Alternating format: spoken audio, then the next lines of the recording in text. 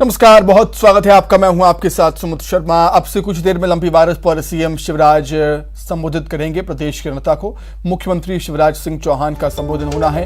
पशुपालकों और गौपालकों के नाम संदेश देंगे सीएम शिवराज।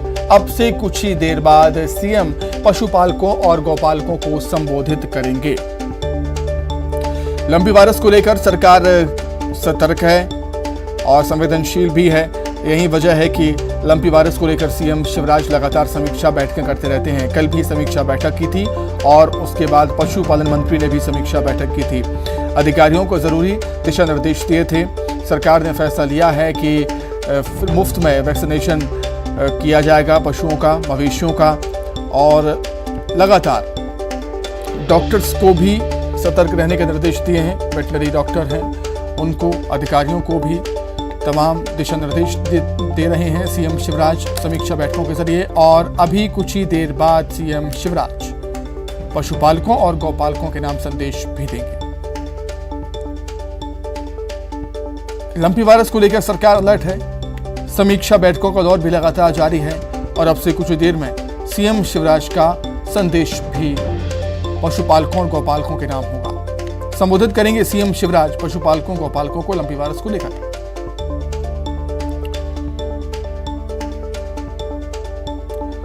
सीएम शिवराज लगातार समीक्षा बैठकें भी कर रहे हैं। अधिकारियों से लगातार संपर्क में हैं। अधिकारियों को जरूरी दिशा निर्देश भी दे रहे हैं। वेटनरी डॉक्टर्स से भी सीएम शिवराज लगातार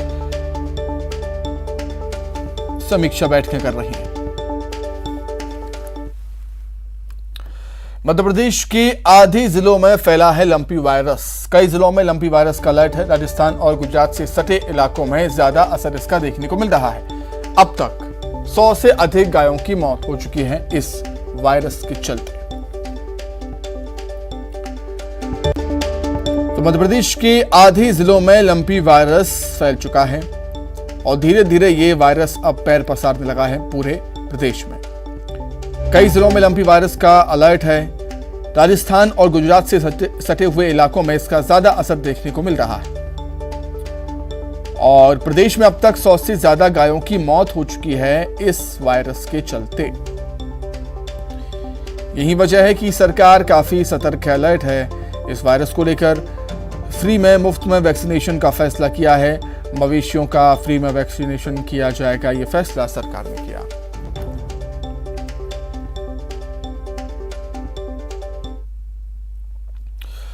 जबलपुर से खबर है, लंपी वायरस को लेकर प्रशासन अलर्ट है। नानाजी देशमुख पशु चिकित्सा विज्ञान विश्वविद्यालय को बड़ी जिम्मेदारी मिली है। माइक्रोबायोलॉजी विभाग में होगी लंपी की टेस्टिंग। वायरस की रोकथाम पर यूनिवर्सिटी में काम चल रहा है। मवेशियों में तेजी से फैल रहा है लंपी वायरस।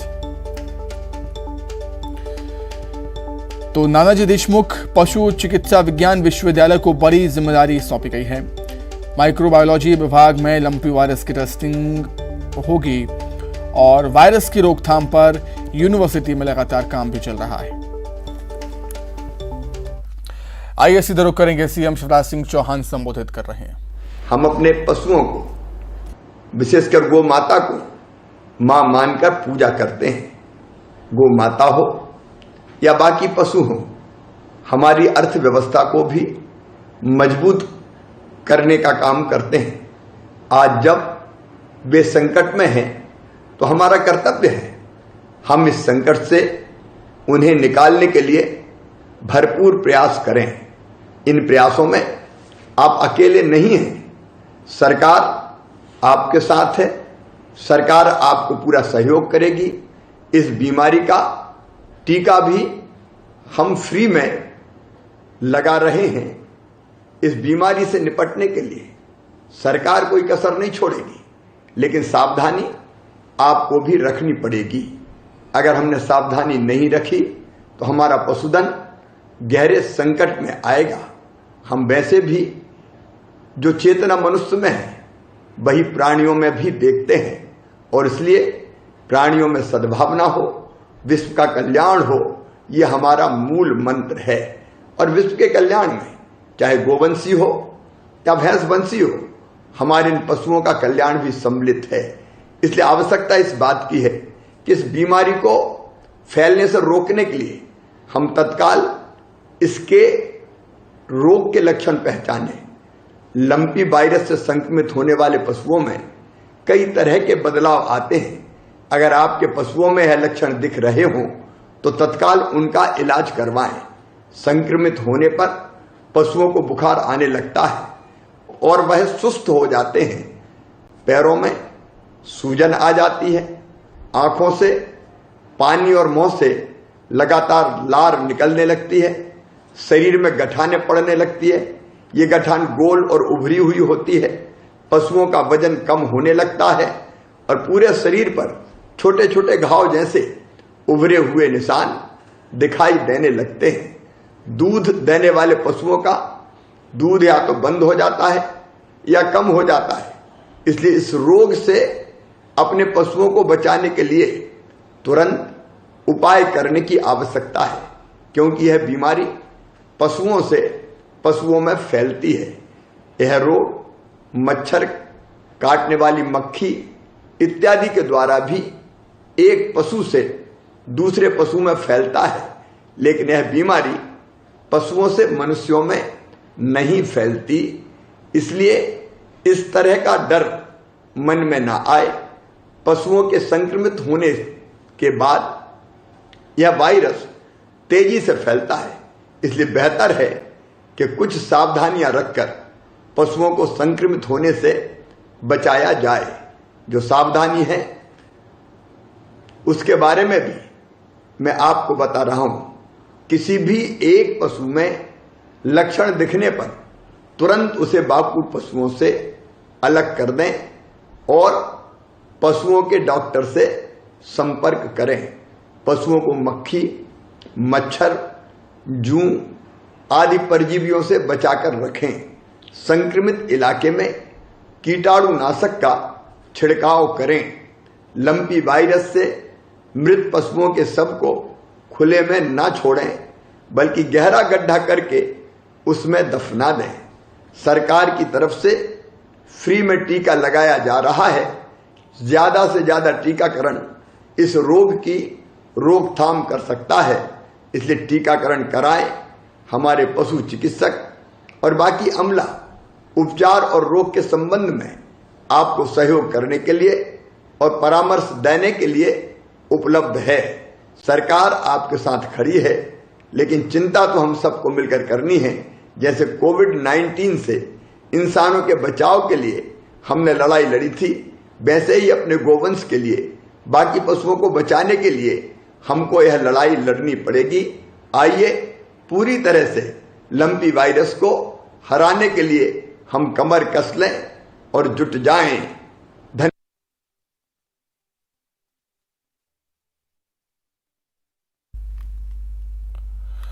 तो सीएम शिवराज सिंह चौहान ने यहां पर अपील की है कि हम सबको इस वायरस से मिलकर लड़ना है और इसकी रोकथाम के उपाय निकालने हैं।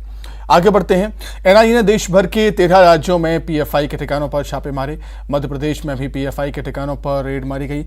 इंदौर और उज्जैन से पीएफआई के 4 लीडर्स को एनआईए ने हिरासत में लिया है। टेरर फंडिंग से जुड़े दस्तावेज और साहित्य को जब्त किया गया। वहीं मध्य प्रदेश की सरकार पीएफआई पर बैन भी लगा सकती है।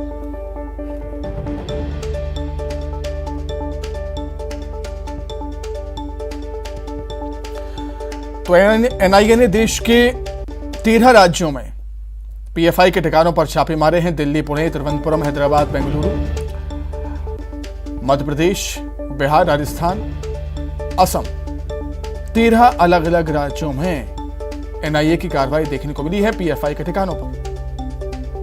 बात करें मध्य प्रदेश की तो इंदौर और उज्जैन से पीएफआई के 4 लीडर्स को हिरासत में लिया गया।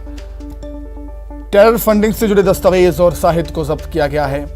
वहीं मध्य प्रदेश सरकार पीएफआई पर बैन भी लगा सकती है, लेकिन इसका फैसला केंद्र सरकार को लेना होगा।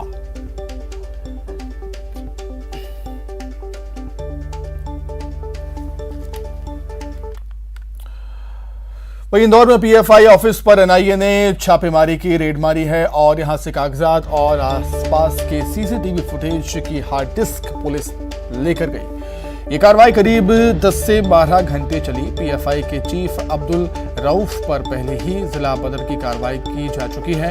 अब्दुल करीम, मोहम्मद खालिद समेत 3 लोगों को एनआईए अपने साथ ले गई पूछताछ के लिए।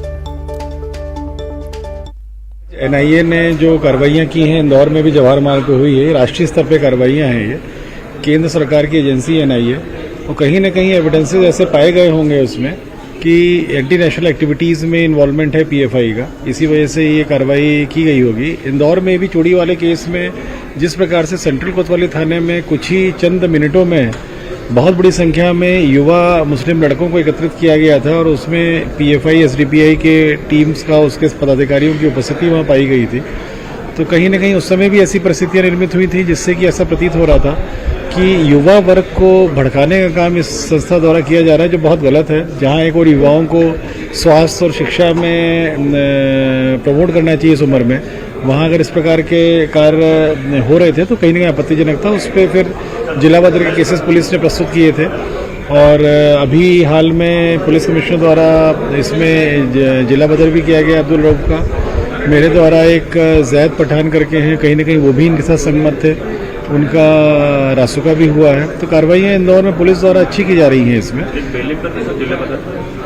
हाँ, अब्दुल आगे बढ़ते हैं। वही मामले पर गृहमंत्री अमित शाह ने कहा है कि ये कार्रवाई देश भर में चल रही है। पीएफआई संगठन पर प्रतिबंध लगाने का विचार किया जा सकता है। छापे के बारे में जानकारी देना उचित नहीं। केंद्रीय गृह मंत्रालय ने मध्य प्रदेश पुलिस को जानकारी दी थी। राष्ट्रीय संगठन होने की वजह से केंद्र सरकार पीएफआई पर प्रतिबंध का फैसला लेगी।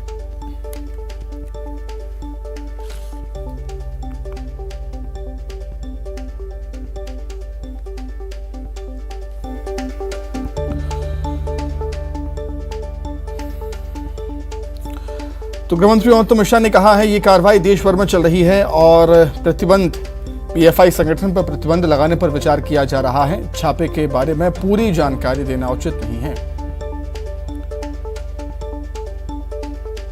टेरर कनेक्शन और फंडिंग को लेकर छापेमार कार्रवाई की है एनआईए की टीम ने।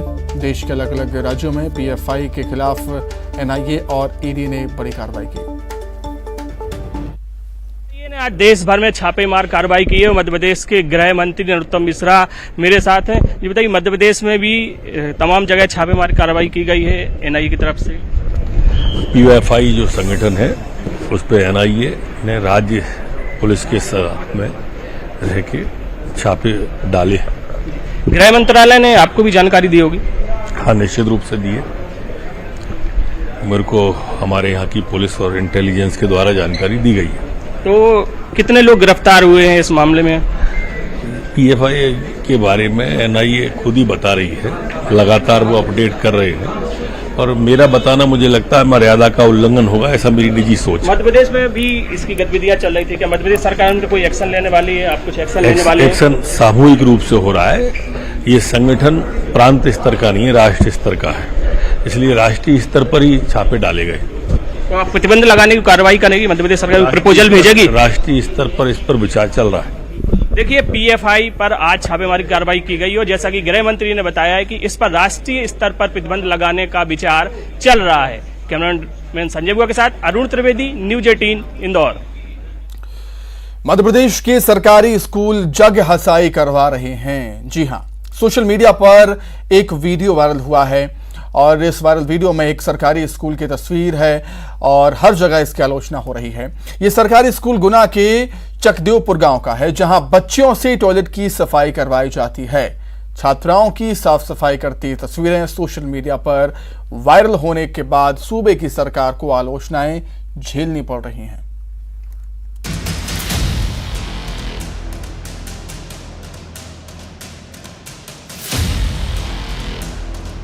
सरकारी स्कूलों ने मध्य प्रदेश की जग हंसाई करा दी है। सोशल मीडिया पर गुना के चकदेवपुर गांव के सरकारी स्कूल की शर्मसार करने वाली तस्वीर तेजी से वायरल हो रही है। कलम की जगह झाड़ू। इन तस्वीरों में स्कूली छात्राओं को हाथ में झाड़ू थामे देखा जा सकता है। क्लासरूम की जगह टॉयलेट। छात्राएं क्लासरूम के बजाय टॉयलेट एरिया में नजर आ रही हैं। पढ़ाई की जगह सफाई। क्लासरूम में पढ़ाई करने की जगह छात्राएं हाथों में झाड़ू और पानी की बाल्टियां लेकर साफ सफाई में जुटी हैं। सरकारी स्कूलों की जगहंसाई। सरकारी स्कूल से आई ये तस्वीरें अब सूबे की जगहंसाई करवा रही हैं, क्योंकि तस्वीरें सोशल मीडिया पर वायरल हो चुकी हैं। एमपी में बिटिया की शिक्षा का क्या होगा जब लाडली के साथ ऐसा होगा। एक तरफ बच्चियों की शिक्षा पर जोर देने की बात कही जा रही है, तमाम योजनाओं में सरकार करोड़ों खर्च कर रही है। दूसरी तरफ सरकारी स्कूलों में बच्चियों से टॉयलेट साफ करवाया जा रहा है। अगर लाडली बिटिया के साथ सरकारी स्कूलों में ऐसा बर्ताव किया जाएगा तो स्कूल कौन जाना चाहेगा।